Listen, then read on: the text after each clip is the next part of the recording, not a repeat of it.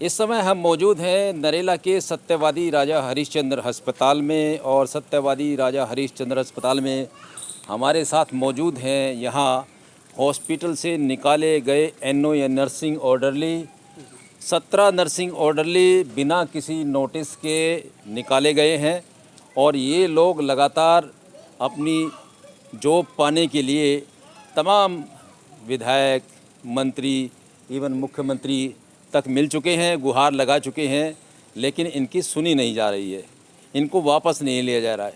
इन 17 लोगों के रोज़गार चले गए हैं और इनसे पूछते हैं कि ये सब कैसे हुआ और इनका क्या कहना है। अपना नाम बताइए आप। मेरा नाम नीरज भारद्वाज है जी।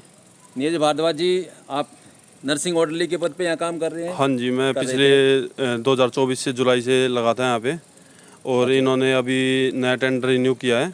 अच्छा। और इस भी आप पे इन्होंने नए लड़के लगाए हैं जो कि 70-70 हज़ार रुपये, 1-1 लाख रुपये लेके इन्होंने टेंडर दोबारा बढ़ाया है और नए बंदे भर्ती कर लिया और हमें निकाल दिया गया बिना नोटिस के, बिना कोई कंप्लेंट के। हाँ, हमें निकाल दिया गया जी। कितने लोगों निकाले गए हैं? ये हम जी 17 लोग निकाल दिए गए, जिसमें से 3 की वापसी हुई है। अच्छा। और बाकी हम दर दर्द की ठोकरें खा रहे हैं। सीएम मैडम के पास गए हैं, एमएलए जी के पास गए हैं, विधायक जी के पास गए हैं, उन्होंने कोई सुनवाई नहीं की है जी। अच्छा। हाँ जी। तो ये ठेकेदार नया कोई आया है? हाँ जी, नई कंपनी आई है कोई, आरजीएस जी इंटरप्राइज। अच्छा अच्छा। हाँ जी। तो आपको पहले कोई नोटिस नहीं दिया? कोई नोटिस नहीं दिया, ना हमारी कोई कंप्लेंट है जी। और सीएम मैडम ने बोला ठेकेदार की मर्जी है ये। अच्छा, ठेकेदार की मर्जी है? हाँ जी, वो रखे ना रखे वो ठेकेदार की मर्जी है जी। अगर ठेकेदार की मर्जी पर ही छोड़ दिया जाए तो वो किसी को भी निकाल लेगा और इनका कहना है कि पैसे लेकर वो लोगों को भर्ती कर रहे हैं। यानी आप लोगों से भी पैसे लिए गए थे क्या पहले? हाँ जी, हमारे से भी पैसे लिए गए थे स्टार्टिंग में और अभी भी दोबारा मांग की थी 30 से 40 हज़ार रुपये की।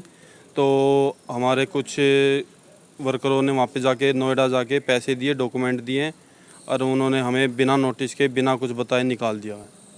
पैसे देने के बावजूद निकाल दिया? पैसे देने के बाद भी निकाल दिया जी। क्यों, ज़्यादा पैसे की मांग कर रहे हैं क्या? जी ऐसा ही है जी। 1,20,000 रुपये की मांग कर रहे हैं। क्या नाम है आपका? सर मेरा नाम अर्जुन है। मैं एनओ के पद पर काम करता था इस वाले हॉस्पिटल में। कब से काम कर रहे थे? सर मेरी ज्वाइनिंग तो सर नवंबर में हुई थी। नवंबर में हुई थी? जी सर। पुरानी कंपनी थी? जी सर। अब ये नई कंपनी आरजीएस, यस सर, इसने आपको निकाल दिया है? जी सर। सर बिना कोई नोटिस के हमें निकाल दिया गया है कि देखो सर, पहली बात तो ये है, जब गवर्नमेंट अगर बाहर रोड पे फुटपाथ पे अगर कोई चाय की दुकान भी होती है तो गवर्नमेंट 10 दिन पहले उसको नोटिस देती है कि भाई ऐसा है, आपने सरकारी मतलब फुटपाथ पे अपनी दुकान लगा रखी है तो 10 दिन के अंदर आप अपनी दुकान हटा लो ना यहाँ से, वरना हम अपनी तरफ से कार्रवाई करेंगे। तो उस व्यक्ति को ये पता होता है कि हाँ भाई सरकार ने हमें नोटिस दे रखा है तो ये हम अपना कहीं और ठिकाना देखेंगे। अब सर इन्होंने हमारे पेट पे एकदम से लात मार दिया सर। अब सर एक बात सोचो, 15,000 कमाने वाला इंसान, उसके घर में कितनी परेशानी होती है सर। अगर हम सर पहले से करोड़पति हों तो हम सर 15-16 हज़ार की नौकरी करें ना। हम सर इतने परेशान हैं, हमने पता नहीं कहाँ से ब्याज पे पैसे उठा के तो सर इधर पैसे भरे थे। और पहली बात तो सर हम पैसे देने और लेने के खिलाफ है, लेकिन फिर भी वही बात है ना, गरीब इंसान को कुछ पता नहीं होता घर चलाने के लिए कि भाई जब इंसान घर की परेशानी देखता है ना तो वो सोचता है कोई बात नहीं यार 30-40 हज़ार रुपये देने, लेकिन घर वालों की जीवन सुधर जाएगा। पर हमें क्या पता हमारे साथ ऐसा होगा सर। यानी ठेकेदारी में जो नौकरी है वो पहले तो घूस लेके मिलती है और घूस लेने के बावजूद भी इस बात का कोई पक्का यकीन नहीं, उन्हें निकाल दिया जाएगा। इस तरीके से ये जो ठेकेदारी, इन लोगों का कहना है कि भारी भ्रष्टाचार का रूप ले चुकी है और ठेकेदारी में भी वो बड़ा अमाउंट लेकर लोगों को नौकरी पर लगाते हैं और ठेकेदारों की मर्जी पर निर्भर करता है कि वो जब मर्जी उनको निकाल दें। हालांकि कायदा तो ये है कि कोई चलता हुआ कार्य है तो उसमें जो पहले लोग लगे हैं उन लोगों को कंटिन्यू किया जाना चाहिए और लोगों की कमी है तो और लोगों को भर्ती किया जाना चाहिए। नियम तो यही कहता है, लेकिन इन नियमों को ठेकेदार मानते नहीं, ताक पर रख देते हैं और जो लोग रोजगार कर रहे होते हैं वो बेरोजगार हो जाते हैं। अपना नाम बताइए। सर मेरा नाम ममता है और मैं एनओ की पोस्ट पे हूँ। आप भी निकाले गए हैं? हाँ जी सर। और सर इतने यहाँ पे 27 लेडीज़ें हैं, 27 लेडीज में सिर्फ मैं ही निकाली गई हूँ। और सर यहाँ कहा, क्यों निकाला गया, क्या कहा? कोई रीज़न ही नहीं है सर। कॉन्ट्रैक्टर चेंज हुआ और हमें निकाल दिया गया अचानक। और मेरी तो नाइट ड्यूटी थी, सुबह मेरा रिलीवर आके खड़ा होकर कह गया कि आप निकाल दिए गए हैं, आपका लिस्ट में नाम नहीं है। सुबह बोल दिया? सुबह बोल दिया। हम पैसे वगैरह भी दे के आए नोएडा में, हम जहाँ भी जाए वहाँ पे यही कहते हैं कि आप एचओडी से बात कीजिए, HOD कहता है MS से बात कीजिए, MS कहता है कि अपने ठेकेदार से बात कीजिए, ठेकेदार कहता है जिसने कॉन्ट्रैक्ट लिया उसके पास जाइए। सर हम सारी कोशिशें कर चुके हैं, हम प्लस CM मैडम के पास भी गए, CM मैडम बोले हम भी कुछ नहीं कर सकते हैं, ये ठेकेदार के हाथ में ही है जो 20%। यानी आपने आपका विकास नाम है सर मेरा। विकास जी आप भी निकाले हुए हैं? हाँ जी, मैं पैथ लैब में था नो वहाँ पे। अच्छा 30 अप्रैल को जो है सुबह हमारे घर से फ़ोन आता है कि आपके पिताजी एडमिट हो गए, उनको अटैक आया है। और 30 अप्रैल को शाम को ही मेरे को बता दिया जाता है कि कल से आपको नौकरी पे नहीं आना है। अच्छा हाँ जी, तो एकदम से बिना गलती के, बिना किसी कारण के, बिना उसके नोटिस के हमें नौकरी से निकाल दिया गया है। और मेरे फादर साहब को स्टंट भी डले हैं। मैं इतना परेशान हूँ, मैं किराए पे रहता हूँ, 2 बच्चे हैं मेरे, मैं किराया कहाँ से दूँगा, कहाँ से मैं अब अपने फादर का इलाज कराऊंगा? इसका जिम्मेदार कौन है? हम मुख्यमंत्री के पास 4 बार जा चुके हैं। 4थी बार मुख्यमंत्री जी ने ये बोला है कि ठेकेदार की मर्जी है कि वो आपको रखे या ना रखे। फिर सरकार की भूमिका क्या रह गई यहाँ पे?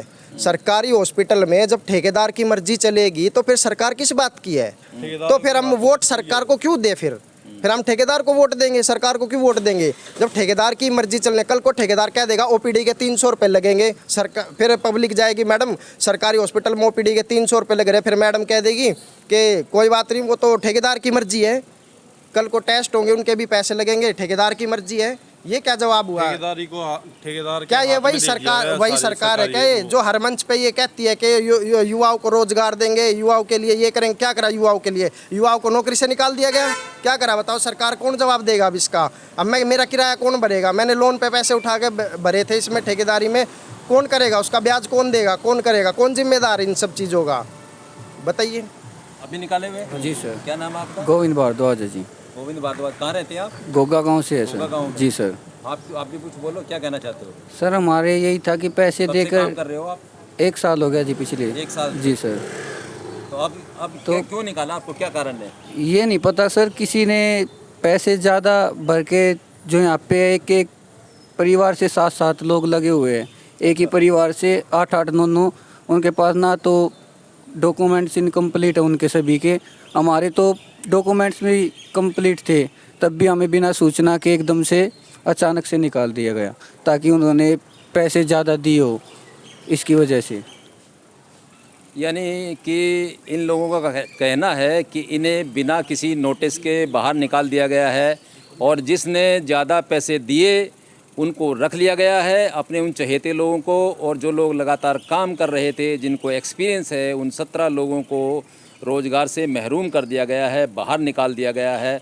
और इनकी न तो कोई सरकार न यहाँ के विधायक सुन रहे हैं और ये लोग लगातार अपनी गुहार लगा रहे हैं तमाम जगह, लेकिन इनकी गुहार नहीं सुनी जा रही। ये 17 लोगों का रोज़गार चला गया है, ये 17 लोगों के घर का जो चूल्हा है वो कैसे चलेगा? अब ये एक बहुत बड़ा सवाल इनके सामने खड़ा हो गया है।